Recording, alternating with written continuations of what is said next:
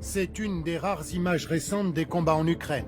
Une vidéo publiée ces dernières 24 heures par un compte pro-russe sur les réseaux sociaux et identifiée comme se déroulant dans la région de Zaporijia. Elle témoigne d'affrontements violents, montre des blindés ukrainiens détruits les uns après les autres. On y voit même un char léopard allemand récemment livré à l'armée ukrainienne, pulvérisé. Cette vidéo atteste d'une intensification des combats à différents endroits de la ligne de front, autour de 3 zones: Bakhmout, Advivka près de Donetsk et dans la région de Zaporijia.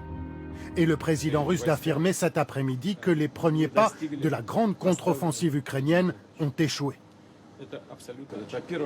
Nous pouvons totalement affirmer que la grande offensive ukrainienne a commencé, pour preuve l'utilisation de leurs réserves stratégiques.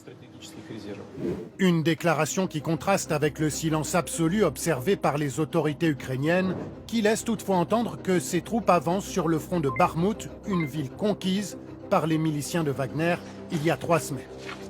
Alors peut-on parler du début de la grande contre-offensive ukrainienne?